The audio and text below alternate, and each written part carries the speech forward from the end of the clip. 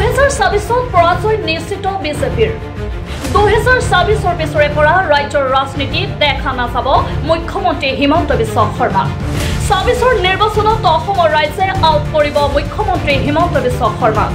গৌৰৱ গগৈৰ নেতৃত্বত 24 অসমত হ'ব কংগ্ৰেছৰ চৰকাৰ সন্মুখত 2024 বিধানসভা নিৰ্বাচন 24 নিৰ্বাচনৰ পূৰ্বে ইতিমধ্যে কঁকালত টঙালি বান্ধি সাজু হৈছে ৰাজ্যৰ শাসক বিৰোধী উভয় পক্ষ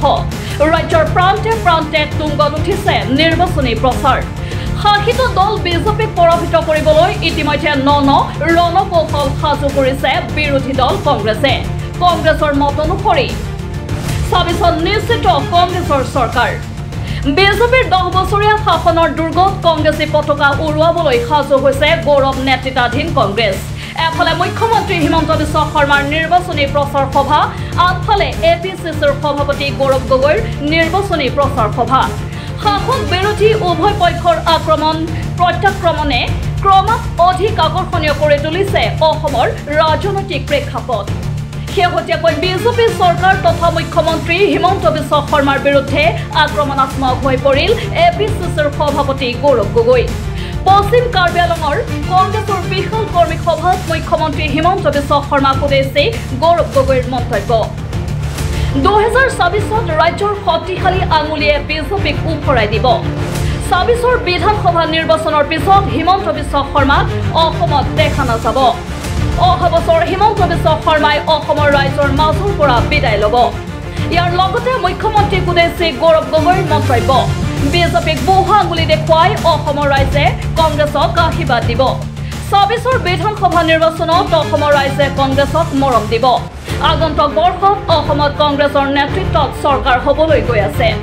মুখ্যমন্ত্ৰী তুলিৰাম ৰংহাঙক সমালোচনা কংগ্ৰেছ সাংসদগৰাকীৰ বিগত বছৰত বিজেপিয়ে কেৱল মিছা আশা আৰু মিছা প্ৰতিশ্ৰুতি দিলে বিজেপিয়ে ৰাজ্যৰ সন্মুখত নিজৰে মুখখন দেখাবলৈ লাজ কৰিছে আজি ইয়াত শ মানুহ উপস্থিত হৈছে এয়া হ'ল আপোনালোকৰ কষ্ট ফল এয়া হ'ল বাস্তৱ অসমৰ ৰাইজৰ আবেগ আৰু কংগ্ৰেছ দলৰ প্ৰতি মৰম যিমানে বিজেপি দলে চেষ্টা কৰক বা নকৰক অসমৰ ৰাইজ আগন্তুক দিনত আমাক আশীৰ্বাদ দিবই আমাক মৰম কৰিবই আজি আপোনালোকৰ কষ্ট ফল চাই মই ক'ব পাৰোঁ 100% নিশ্চিতভাৱে অহা বছৰ অসমৰ ভিতৰত কংগ্ৰেছৰ নেতৃত্বৰ চৰকাৰ হ'বলৈ গৈ আছে কাৰ্বি আংলঙত 5টা বিধানসভা সমষ্টিত আমাৰ কংগ্ৰেছৰ বিধায়ক বা বিধায়িকা হ'বলৈ গৈছে কিন্তু অহা বিধানসভা নিৰ্বাচনলৈকে আমাৰ সপোন সীমিত নহয় মই যিখিনি কথা যোৱাবাৰ যেতিয়া কাৰ্বি আংলঙলৈ গৈছিলোঁ সেই সময়ত কৈছিলোঁ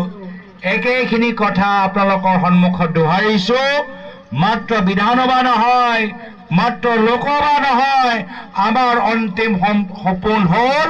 কাৰ্বি আংলঙৰ ভিতৰত কাউন্সিলটো কংগ্ৰেছৰ দখল কৰাটো হ'ল আমাৰ সপোন যোৱা 10 বছৰত বহুতখিনি আশা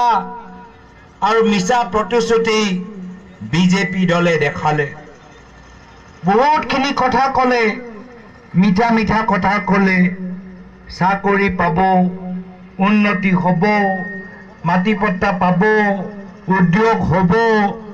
শিক্ষা লাভ কৰিব চিকিৎসা লাভ কৰিব বহুতখিনি কথা ক'লে এতিয়া প্ৰশ্ন হয় সঁচাকৈয়ে 24 পতন ঘটিব নেকি বিজেপিৰ সেয়া সময়তহে লক্ষণীয় হ'ব news desk report LV live